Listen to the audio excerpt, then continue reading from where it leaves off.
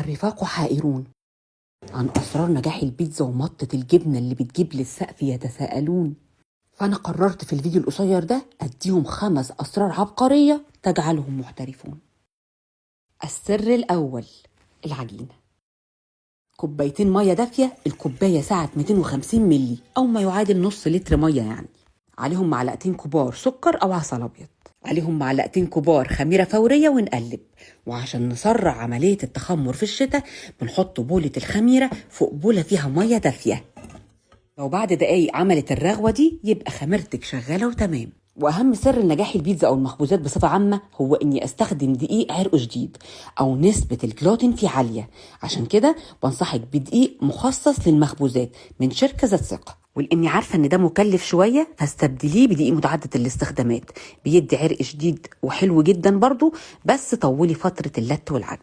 انا بضيف لكل نص لتر ميه كيلو دقيق زائد 4 معالق كبار، واعجن في البدايه بالمعلقه. وهنا يجي سر مهم جدا لتحسين العجينة، هو الحليب البودرة. بضيف منه 4 معالق كبار لكل كيلو دقيق.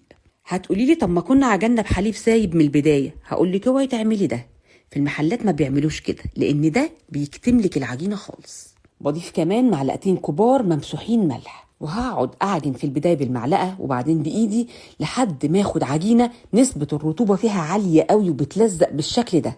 فنقوم نازلين ب4 معالق كبار زيت، يا حبذا طبعا لو كان زيت زيتون. المهم هستمر في العجن لحد ما يتكون عندي شبكه جلوتينيه كده، يعني مط العجينه ما تقطعش. ولو تلاحظي العجينه معايا لسه بتلزق، وده مش مهم خالص لان بعد التخمير كل الكلام ده خلاص هيختلف. والعجينه لما بتبقى رطبه كده بتديكي طراوه وطعم جميل جدا للقمه البيتزا ويخليها ما تنشفش.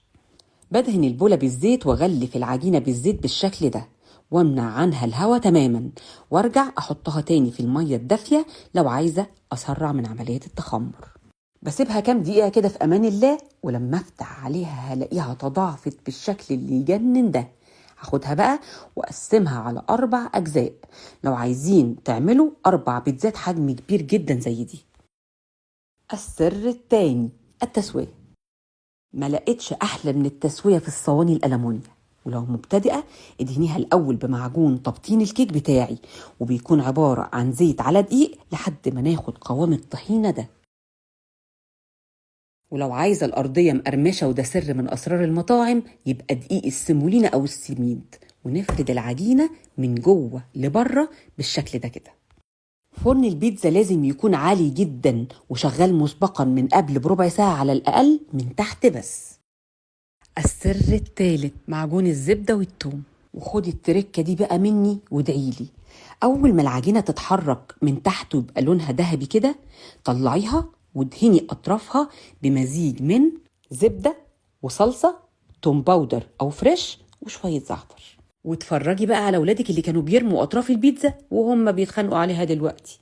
ويا حبذا كمان لو حشتيها لهم بجبنة تشيدر جولدن ميكس الطبيعية، مش قادرة اوصف لك الجمال بجد. برجع البيتزا تاني الفرن بعد ما ادهن اطرافها واضيف لها الجبنة، واشغل الشواية اللي لازم تكون بعيدة خالص عن الجبنة علشان تسيح بس ما تنشفش. السر الرابع: الصوص. لازم نعرف ان لكل نوع بيتزا الصوص اللي بيليق عليه. انا هنا مثلا استخدمت صوص الرانش لاني هعمل بيتزا بالفراخ المدخنه. كمان صوص الرانش بيليق قوي مع السي فود. صوص الرانش بيبقى عباره عن كميه من المايونيز بحط نصهم زبادي يوناني او زبادي متصفي كويس قوي، ومعلقه شبت مجفف، ومعلقه صغيره توم مجفف، ويمكن استبدالهم طبعا بالفريش. السر الخامس واهم سر: نوع الجبنه. ازاي نعرف نوع الجبنه الكويسه؟ استخدمي الجبنة الموتزاريلا الطبيعي، ودي بيكون لونها مايل للاصفرار، مش البيضة اللي لما بتسيح بتبقى عاملة زي الشمع دي. واوعي ابدا تستخدمي الجبنة وهي مجمدة، لازم تسيبيها تاخد درجة حرارة المطبخ بعد كده تشتغلي بيها. وهنا عايزة اقول لكم ان جبنة جولدن تشيز اللي بتوزع على معظم مطاعم مصر اخيرا نقدر نطلب منهم لاستخدام البيوت من خلال اللينكات اللي هسيبها لكم تحت الفيديو ده. اعتقد بقى انا كده عملت كل اللي عليا، اديت لكم كل التريكات والاسرار وحتى الخامات اللي المطاعم بتستخدمها. قومي بقى شغلي الفرن واعملي لهم احلى بيتزا، واتحداكي لو العيال قالوا لك على البيتزا بتاعتك كيكه تاني بعد كده. كيكه ايه وانا معاكي. وفي النهايه خالص انا عايزه اقول لك، قريت مقوله كده وعجبتني قوي.